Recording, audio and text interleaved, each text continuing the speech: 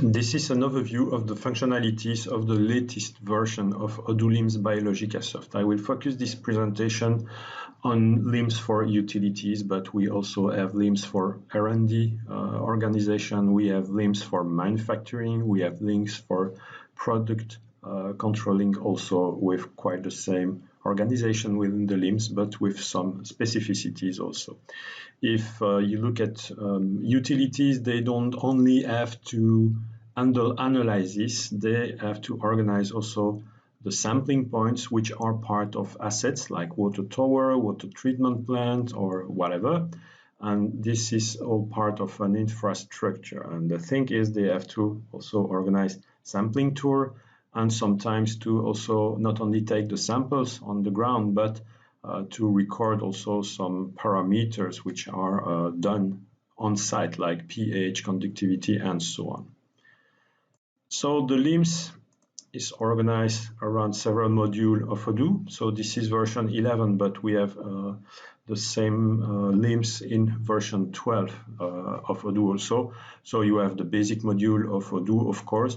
Then you have the LIMS, and around the LIMS, when necessary, okay, we have the website module, allowing you to use the portal mode not only for your customers, but also for the on-site sampling guys. You can organize the sales, the invoicing. You can have a complete database of your assets, not only the lab instruments, but also all the assets of the water company if necessary. You will also have the list of employees, the project module when necessary.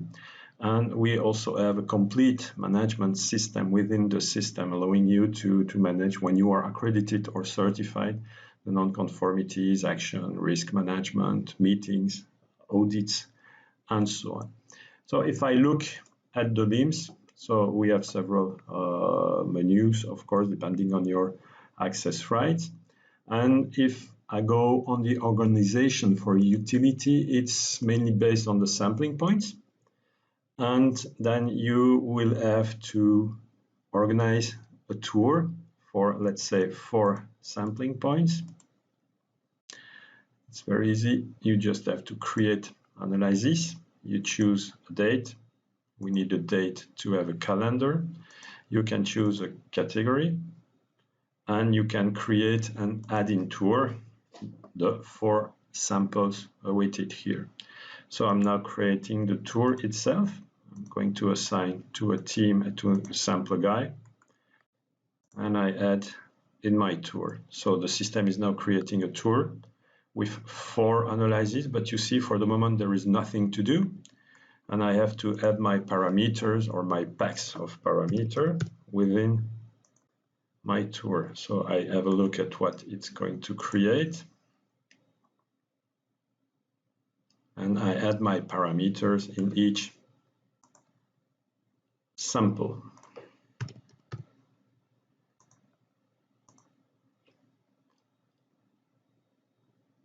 So this is the case when it's the first time you create a tour. You will see that after that, it's very easy to replicate the tours.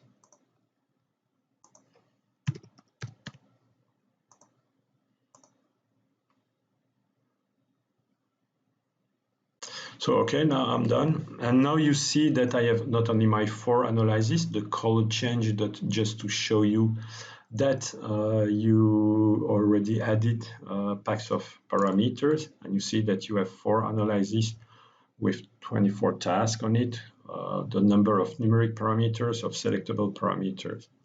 So I can set my tour in the to-do mode. It means that the HR1 will have a notification saying, okay, you have a tour to perform on such a date. So I can also print my labels here. So the system will prepare all my labels before going on site.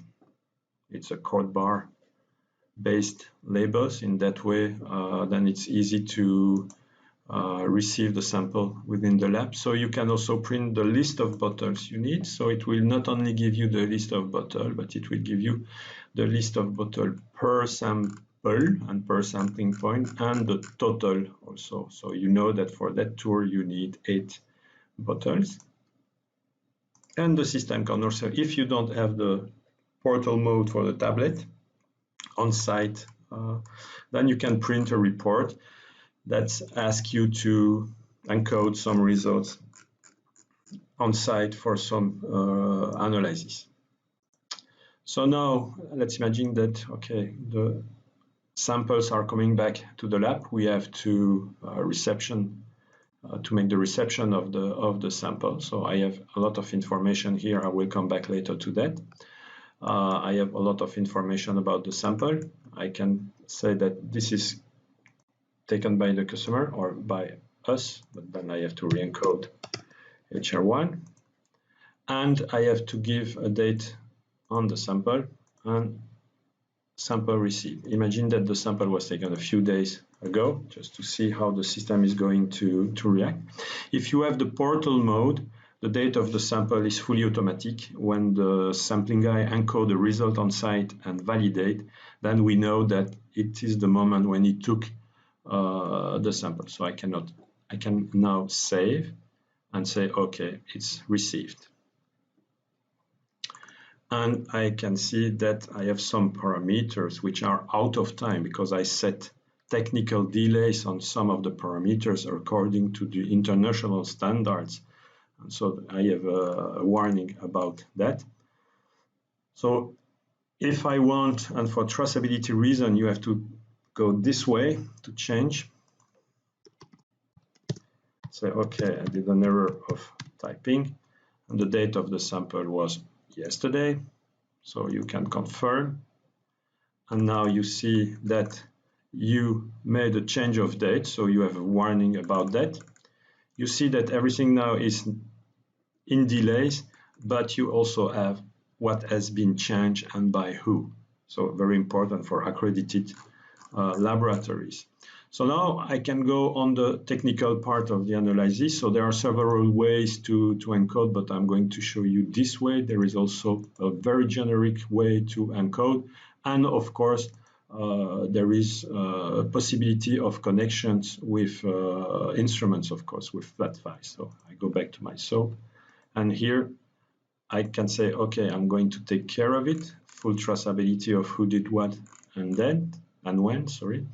So I can edit and encode my results. So let's say conductivity 4, 5, 6, temperature 12, and pH 7. So I can save.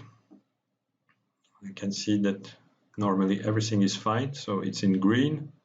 If I have a doubt, I can also have the history button that will show me the history of analysis, but I have nothing here. I will show you on another point.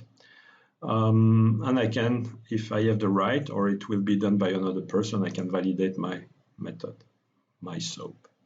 So if I go to the other one, I can do the same with mode, edit, validate, say, okay, here it's 0, 0, save.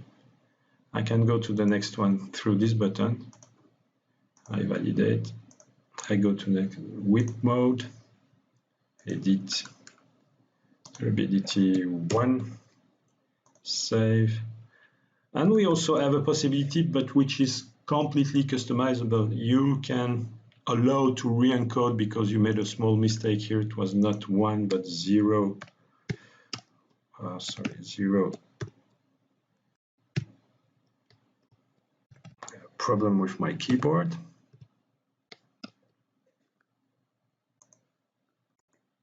And again, edit, problem with my keyboard, sorry. Okay, so you have the possibility to re-encode, no problem. Again, for accreditation purpose, we track every re-encoding of a value.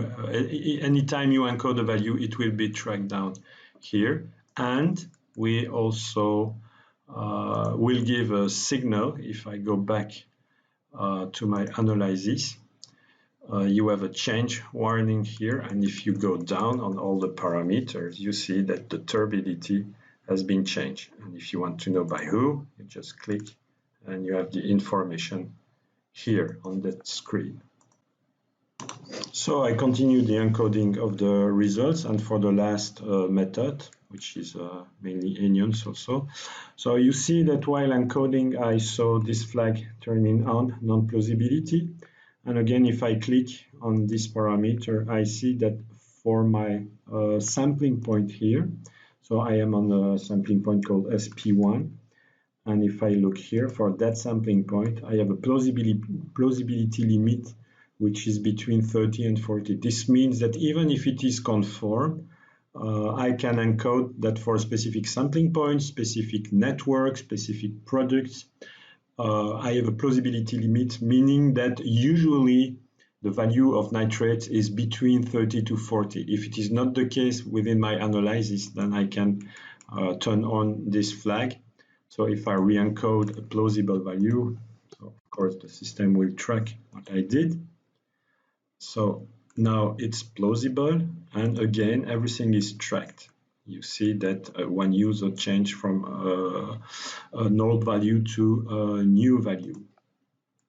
So, but this is configurable. You can also decide not to allow that, and you decide on which stage of the parameter you can do that or not. If you prefer, you can say, I'm not happy with that value. So you see here, I validate also my results. And imagine that for any reason you allow to change again the value here, but I suggest not to do that, to block that. But anyway, if you choose to change that, the parameter is not anymore validated, and the analysis is not anymore, the SOAP is not anymore validated, it's in done mode. It means that again it has to be validated. So everything is tracked. If somebody change, so it goes back to the done mode, and you have to revalidate your analysis. Another way also is to say, I'm not happy with that sample, so I'm asking you to rework. So reanalyze, please, and you confirm.